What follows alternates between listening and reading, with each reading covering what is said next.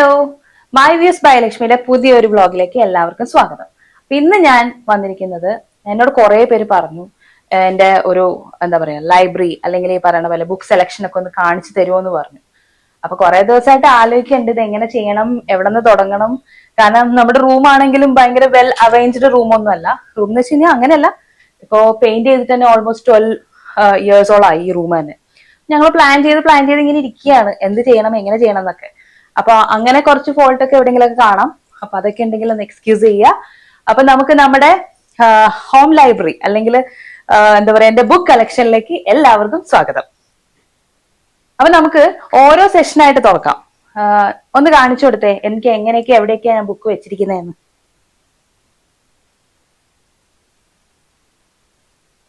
ഞാൻ ഈ പറഞ്ഞ പോലെ ഒരു സ്ഥലത്ത് തന്നെ വെക്കില്ല. കാരണം ഒന്നാമത്തത് നമുക്കൊരു സ്ഥലത്തിന്റെ പരിമിതികളുണ്ട്.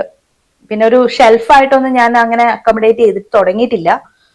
അപ്പോ ഉള്ള സ്ഥലത്തൊക്കെ ഞാൻ ഇത് വെക്കും. ഇതിപ്പോ ഒരു ടി വി യൂണിറ്റിലുള്ള ബുക്സ് ആണ് കാണുന്നത്. ടി വി യൂണിറ്റിൽ എങ്ങനെയാണ് ഞാൻ വെച്ചിരിക്കുന്നത് എന്നുള്ളതാണ്. ഇത് മൊത്തം ബുക്കും കാര്യങ്ങളും തന്നെയാണ് ഇതിനകത്ത്. പിന്നെ ബാക്കിയുള്ളത് ഇതാ ഇവിടെ വന്നിട്ടുണ്ട്. ഇവിടെ കുറച്ച് ബുക്സ് ഞാൻ അറേഞ്ച് ചെയ്ത് വെച്ചിട്ടുണ്ട്. എനിക്ക് വായിക്കാനുള്ള ബുക്സുകളാണ്, ഇതൊന്നും വായിച്ചതല്ല. വായിക്കാനിരിക്കുന്ന പുസ്തകങ്ങൾ അല്ലെങ്കിൽ വായിച്ചുകൊണ്ടിരിക്കുന്ന പുസ്തകങ്ങളാണ് ഇതൊക്കെ. പിന്നെ കുറച്ച് പുസ്തകങ്ങൾ ഞാൻ ഇങ്ങനെ അറേഞ്ച് ചെയ്ത് വെച്ചിട്ടുണ്ട്. ഞാനിത് കുറച്ചും കൂടി ഹൈറ്റിൽ വെക്കാനാണ് പ്ലാൻ ചെയ്ത് വെച്ചിരിക്കുന്നത്. എനിക്ക് കുറച്ച് അവിടെ ഇവിടെയൊക്കെ ആയിട്ട് കിടപ്പുണ്ട്. ഇത് വായിച്ച പുസ്തകങ്ങളാണെന്ന് വെച്ച് കഴിഞ്ഞാൽ കുറേയൊക്കെ വായിച്ചതാണ്, കുറേയൊക്കെ വായിക്കാത്തതാണ്. കുറേയൊന്നുമില്ല, ഞാൻ അധികം ഇല്ല വായിക്കാനായിട്ട് ഇനി കേട്ടോ. ഓൾമോസ്റ്റ് ഒക്കെ വായിച്ചിട്ടുണ്ട്. പിന്നെ ആ ടേബിളിൽ കണ്ടത് മാത്രമാണ് വായിക്കാനുള്ളത്. ഇനി നമുക്ക് ഞാൻ മെയിൻ ആയിട്ട് എപ്പോഴും എന്റെ ബുക്കിന്റെ വ്ളോഗ് ചെയ്യുമ്പോഴും അല്ലെങ്കിൽ അങ്ങനെ ഫോട്ടോസ് എടുക്കുമ്പോഴൊക്കെ എടുക്കുന്ന ഭാഗമാണിത്. ഇവിടെ ഒരു 3 സെഷനായിട്ട് ഞാൻ വെച്ചിട്ടുണ്ട്. എനിക്കിനി അത്യാവശ്യം നല്ല സ്ഥലം ഉണ്ട് കേട്ടോ ബുക്കൊക്കെ വെക്കാൻ.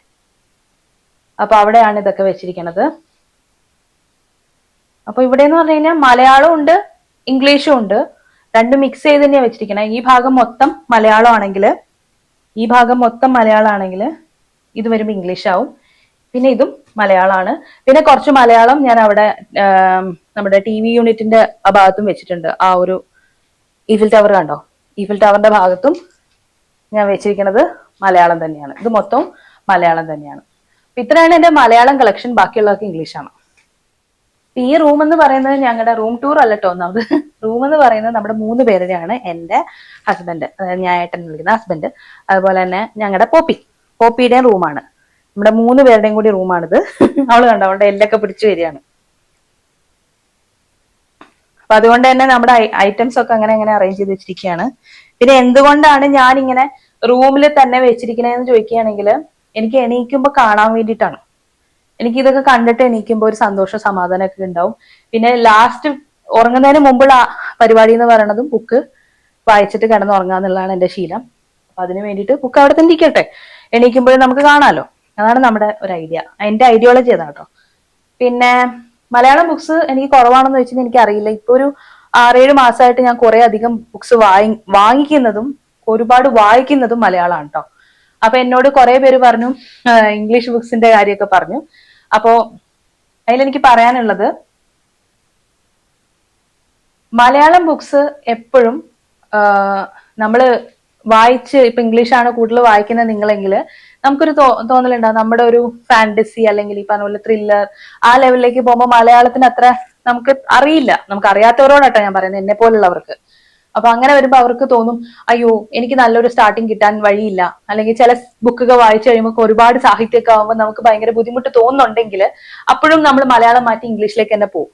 അപ്പൊ അതിന് ഞാൻ ചെയ്തൊരു പണി എന്ന് വെച്ച് കഴിഞ്ഞാൽ, ഞാൻ ആദ്യകാലങ്ങളിൽ വായിച്ചിട്ടൊന്നുമില്ല. ഞാൻ 2024 ഓൺവേർഡ്സ് ആണ് മലയാളം ബുക്സ് വായിച്ചു തുടങ്ങിയിട്ടുള്ളത്. അപ്പോ വായിച്ചു തുടങ്ങിയപ്പോ പിന്നെ നിർത്താനും പറ്റിയിട്ടില്ല. തുടങ്ങിയത് നല്ല ഓതേഴ്സിന്റെ ബുക്സ് ആയിരുന്നു. ഓതേഴ്സ് എന്ന് വെച്ചാൽ നല്ല ബുക്സ് ആയിരുന്നു. അങ്ങനെ തുടങ്ങിയപ്പോ പിന്നെ എനിക്കിപ്പോ മലയാളം മാത്രം കൂടുതൽ നോക്കുന്നത്, ഇംഗ്ലീഷ് കുറച്ചേ വായിക്കുന്നുള്ളൂ ഞാൻ. അപ്പൊ നമുക്ക് ആദ്യം ഏത് നോക്കാം, ഇംഗ്ലീഷിന്റെ സെലക്ഷൻ നോക്കാം. അല്ലെങ്കിൽ സെന്റർ പാർട്ടിൽ ഞാൻ എന്റെ കയ്യിൽ ഏതൊക്കെ ബുക്സ് ഉണ്ട് എന്നുള്ളത് ഞാൻ കാണിച്ചു തരാം.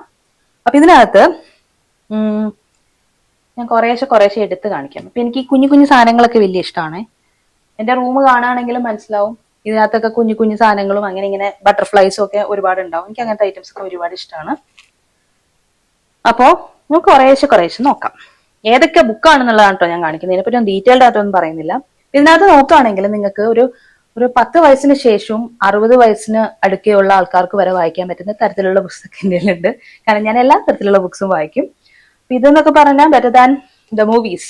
ഇത് ഭയങ്കര ഫേമസ് ആയിട്ടുള്ള ബുക്കാണ്. റൊമാൻസിന് അഡൽട്സ്, ഐ മീൻ ഒരു 18 ഉള്ള യങ് അഡൽസിനൊക്കെ നല്ല ബുക്കാണ്. അതുപോലെ തന്നെ റെബേക്ക റോസിന്റെ തന്നെ ഡിവൈൻ റൈവൽസ്, റൂത്ത്ലെസ് വൗസ്. ഇത് ഫസ്റ്റ് പാർട്ടും സെക്കൻഡ് പാർട്ടും ആണ്. ഇതിനകത്ത് ഫസ്റ്റ് പാർട്ട് ഓൾറെഡി ഞാൻ കംപ്ലീറ്റ് ചെയ്ത് കഴിഞ്ഞു. സെക്കൻഡ് പാർട്ടും കൂടി വായിച്ചിട്ട് ഞാൻ അതിന്റെ കംപ്ലീറ്റ് റിവ്യൂ നിങ്ങൾക്ക് തരും. ദ സിസ്റ്റർ ഞാൻ ആക്ച്വലി UK വാങ്ങിയതാണ്. ഞാൻ UK ഉണ്ടാകുന്ന സമയത്ത് വാങ്ങിയതാണ്. നല്ല ബെസ്റ്റ് ബുക്കാണ്. ഇവിടെ ഇത് അവൈലബിൾ ആണോ എന്ന് എനിക്കറിയില്ല. ഉണ്ടെങ്കിൽ നിങ്ങൾ തീർച്ചയായിട്ടും വായിച്ചു നോക്കട്ടോ. നല്ല രസമാണ്. ഇതൊരു ത്രില്ലറാണ്. എന്നാലും ഇതിന്റെ ഒരു വായിക്കുമ്പോൾ നമുക്ക് കിട്ടുന്ന ഒരു ഫീൽ ഉണ്ടല്ലോ, നല്ല രസമാണ്. കുറച്ച് പഴയ ബുക്കാണ്, മഞ്ഞിച്ചിരിക്കുന്നുണ്ട്. അതുപോലെ ഇത് യു ഹാവ് റീച്ച് സാം. ഇതും ഭയങ്കര നമ്മുടെ ടിക്ടോക്ക് സെൻസേഷൻ എന്നൊക്കെ പറയില്ലേ, അങ്ങനത്തെ ഒരു ബുക്കാണ്. കുഴപ്പമില്ല, എനിക്ക് ഭയങ്കര ഇഷ്ടപ്പെട്ടൊന്നുമില്ല, കുഴപ്പമില്ല, അത്രേ പറയാൻ പറ്റുള്ളൂ. പിന്നെ ഡാറ്റ്സ് ഒബ്സഷൻ, ഇതും അത്യാവശ്യം പോപ്പുലർ ആയിട്ടുള്ള ഒരു ബുക്കാണ്. ഇതിനെപ്പറ്റി എനിക്ക് വലിയ അഭിപ്രായമൊന്നുമില്ല, അതുകൊണ്ടാണ് ഞാൻ ഇതൊന്നും ആദ്യമേ പറയാതിരുന്നത്. പിന്നെ ഇതറിയാലോ, ബിഫോർ യുവർ മെമ്മറി ഫെയ്ഡ്സ്. ഇത് ബിഫോർ യുവർ മെമ്മറി ഫെയ്ഡ്സ് ഉണ്ട്. അതുപോലെ തന്നെ കോഫി ഗെറ്റ്സ് കോൾഡോ അങ്ങനെയൊക്കെ ഉണ്ട്. അത് ഭയങ്കര പോപ്പുലർ ആണ്. ഞാൻ വായിച്ച 2 വേറെ ആട്ടോ, കോൾഡ് ഞാൻ വായിച്ചില്ല. ഇനി ഇത് എനിക്ക് തോന്നുന്നു എന്റെ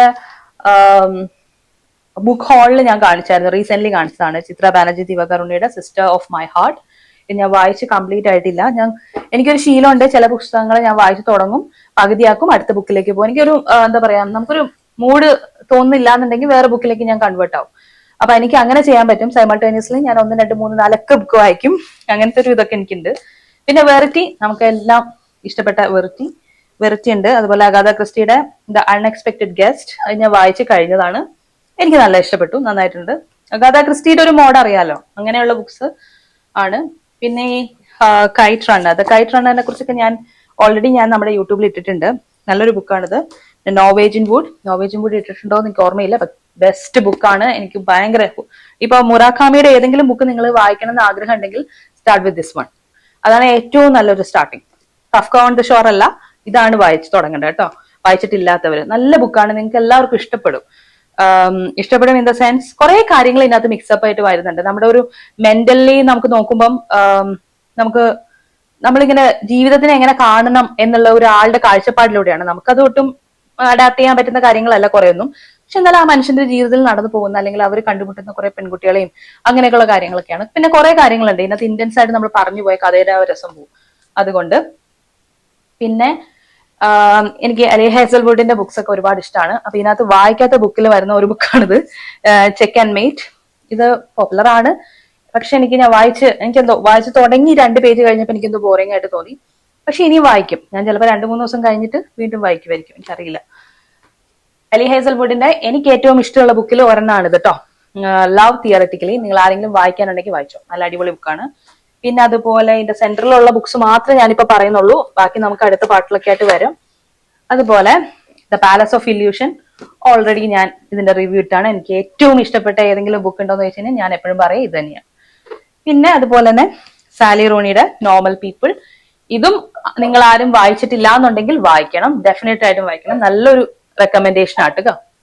നമ്മുടെ പോപ്പി അവിടെ കിടന്ന് ശബ്ദം ഉണ്ടാക്കേണ്ട, അതിന്റെയാണ്, അതുകൊണ്ടൊന്ന് എക്സ്ക്യൂസ് ചെയ്യാം. ഇനി അടുത്തത് സൈലന്റ് പേഷ്യന്റ് ആണ്. ദ സൈലന്റ് പേഷ്യന്റും ഇതുപോലെ തന്നെ നിങ്ങൾ ഒരുപാട് കേട്ടിട്ടുണ്ടാവും. അപ്പോ അലക്സിന്റെ തന്നെ വേറെ ബുക്ക് എന്റെ കയ്യിലുള്ളത് ഫ്യൂറിയാണ്. അതും നല്ലൊരു ബുക്കാണ്, ഞാൻ അതിനെപ്പറ്റി റിവ്യൂ ചെയ്യുന്നുണ്ട്. അപ്പൊ ഇത്രയാണ് എന്റെ സെൻട്രൽ പാർട്ടിലുള്ള ബുക്സ് ഉണ്ടായിരുന്നത്. അപ്പൊ ഞാൻ അത്രയും എടുത്ത് കാണിച്ചിട്ടുണ്ട്. എന്റെ ബുക്ക് കളക്ഷനിൽ എത്രയുണ്ട് ഇതെന്നുള്ളത്.